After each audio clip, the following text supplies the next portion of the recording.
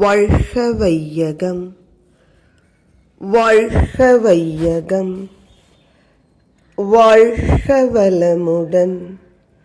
குருவே துணை. அனைவருக்கும் அன்பு வணக்கம்.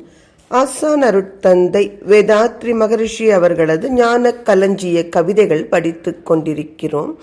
இன்று கவியன் 257. ஐக்கிய நாட்டு சபையை பலப்படுத்துவோம் என்பது தலைப்பு. ஐக்கிய நாடுகள் சபை என்று ஒன்றுண்டு நமக்கு.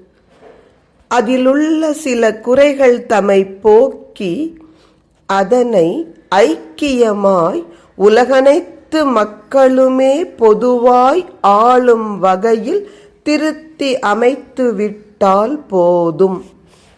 ஐக்கியமாய் அதன் கீழே உலகம் ஒன்றுபட்டு ஆட்சி செய்து உலகக் குறைகள் போக்கி வாழ்வோம். ஐக்கிய நாட்டு சபையின் நோக்கம் என்ன? உலகில் அமைதி காண வேண்டும் என்பதேதான் ஒரு குறிக்கோள். எத்தனை அழகாக!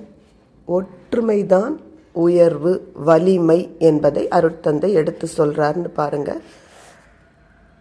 நம் அனைவருக்கும் தெரிந்த ஒரு சரித்திர உண்மை. 2ஆம் உலகப் போரில் அமெரிக்க தேசம் அணுகுண்டை வீசி ஜப்பான் நாட்டு நகரங்களான ஹிரோஷிமா, நாகசாக்கியில் ஏற்படுத்திய அழிவை பார்த்து அனைவருமே துடிதுடித்து போனார்கள். ஏனெனில் அணு ஆயுதங்களினுடைய நேரடி விளைவை கண்டுவிட்ட பிறகு பயம் அதிகமாகிறது. இப்படி எல்லோரும் அணு ஆயுதத்தை பயன்படுத்த தொடங்கிவிட்டால் மனிதகுலம் பூண்டோடு அழிந்து போகுமே. அந்த ஆபத்தை தடுப்பதற்காக ஐக்கிய நாடுகள் சபை என்ற ஒன்றை அமைத்தார்கள். நோக்கம் என்ன? உலக அமைதி. அனைவரும் ஒன்றிணைந்து ஒவ்வொரு நாடும் மற்ற நாட்டின் மீது போர் தொடுக்காமல் அமைதியாக வாழ வேண்டும். இந்த பூமி பந்தை காப்பாற்றிக் கொள்ள வேண்டும். இதுதான் நோக்கம். ஆனால் அதில் ஒரு சில குறைகள் என்ன வந்துவிட்டது? சில நாடுகளுக்கு வீட்டோ பவர் என்கிற ரத்து அதிகாரம் இருப்பதால் இன்று அது உலக பொதுவாக செயல்பட முடியவில்லை.